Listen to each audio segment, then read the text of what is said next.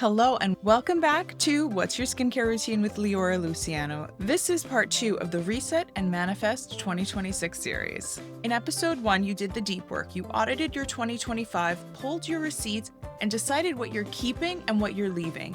And you chose your core pillars for 2026. That foundation is everything. Today, we're staying in prep mode, but we're getting strategic. We're going to talk about the most common vision board mistakes and how to avoid them. Turn your pillars into SMART goals, and learn how to choose images that actually connect with your nervous system, not just beautiful Pinterest aesthetics. By the end of this episode, you'll have a blueprint ready to visualize. So grab that notebook and let's build. Before we create anything, let's talk about why most vision boards fail. It's not because manifestation doesn't work. It's because we skip steps, use the wrong images, or treat it like it's a one-time craft project instead of a tool that we use to guide and direct our future. Do you want to know the number one reason vision boards don't work? People start with Pinterest before they start with themselves. They never ask, what do I actually want? Or what worked last year? You already did that work in episode 1.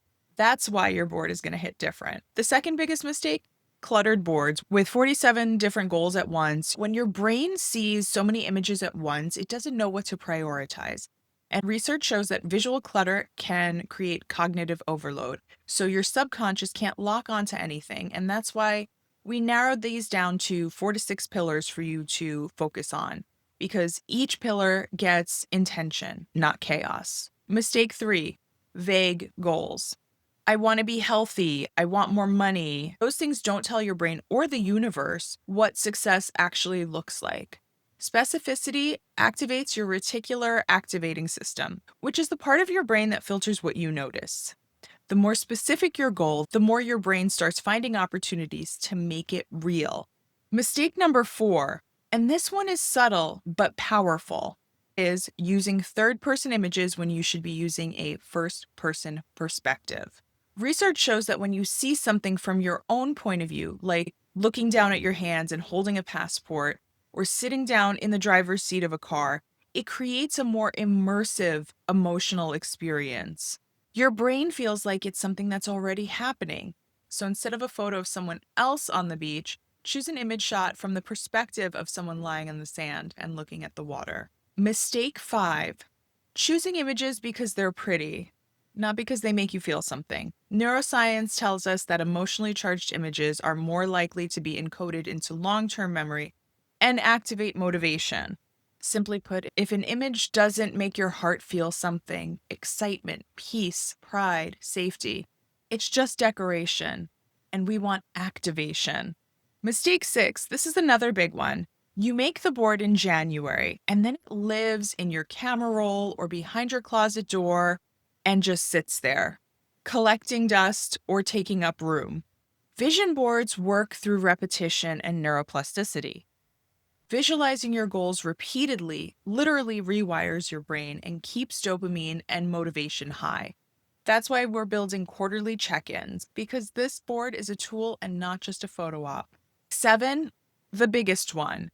Thinking that the board alone will manifest your life. Manifestation without action is just daydreaming. The board shows you where you're going. The action plan is how you get there, and today we're building both. Now let's turn those pillars and feelings from episode 1 into actual goals using the SMART framework. Remember, that's specific, measurable, achievable, relevant, and time-bound. We're going to define each word. Specific. Your goal needs to answer who, what, when, where, and why. Instead of get healthy, it's work out 3 times a week for 30 minutes doing strength training and walking. Measurable. How will you know you hit it? So attach numbers, save $5,000 by December 31st, or post 3 reels per week, or read 24 books this year. Achievable. This doesn't mean dream small. It means be honest about your starting point. If you've never run before, don't set a goal to run a marathon in 3 months. Build the runway. Maybe it's your first 5K and then a 10K. Relevant. Does this goal actually align with your life and your values? Or is this someone else's goal that you saw on social media that looks kind of cool? Maybe this is your reminder to stay in your lane, focus on your own goals. This is your reminder, stay in your own lane, focus on your own goals. Time bound, give it a deadline. By March 31st, deadlines create urgency and focus. All right. So now I'm going to ask, this is our first prompt. Pull out your notebook and look at your pillars from episode 1. Under each pillar, write 1 to 3 SMART goals for the year. For example, under your wellness pillar, move my body intentionally 4 times a week for at least 20 minutes by December 31st, 2026. Under your money pillar, save $3,000 for an emergency fund by June 30th and pay off $2,000 in credit card debt by December 31st, 2026. Career pillar, maybe if you're an influencer, pitch 5 new brands a month and secure at least 2 paid partnerships per quarter. So write yours now, pause here, I'll wait, come back when you're ready. Full year is overwhelming. That's why we're working in 90-day cycles, also called quarterly planning. Here's how it works. Q1 is going to be January through March, and these are your foundation. This is about foundation and habits. This is your startup season. You're building routines, testing systems, and getting momentum. For Q2, April through June, it's about consistency and refinement. The habits that you started are now becoming automatic and part of your routine, and you're seeing early wins. Q3, July through September, this is about expansion and acceleration. You're in the groove, but this is when you go bigger and take more risks and execute faster. Q4 is October through December. This is your harvest and reflection period. You're closing strong, celebrating wins, and auditing what worked so you can prep for 2027. Now take each of your SMART goals and assign them to a quarter. Some goals will span the whole year, and that's fine, but break them into checkpoints. For example, an annual goal might be save $3,000 by December 31st. And your Q1 checkpoint, save $750 by March 31st. Q2 checkpoint, save another $750 by June 30th, and so on. This makes a big goal feel manageable, and when you check in at the end of each quarter, you'll know immediately if you're on track or if you need to adjust. Okay, now we get to the fun part, choosing your images. But we're not just scrolling for vibes and aesthetics, we're being intentional. For each goal, I want you to find or think about 1 to 3 images that make you feel the goal already happening. Here's how. Use first-person perspective when possible. Look for images where you can imagine yourself in the scene. Choose images that make your body react. Does your chest feel warm? Do you smile? Do you feel calm or excited? Then that's the one to go with. Be specific. If your goal is to travel to Japan, don't just pick a random temple. Find an image of Kyoto in cherry blossom season if that's your actual dream. Include images of the process as well, not just the outcome. If your goal is to get stronger, include an image of someone mid-workout, sweating, smiling, and doing the work. That trains your brain to love the journey, not just the destination or the outcome.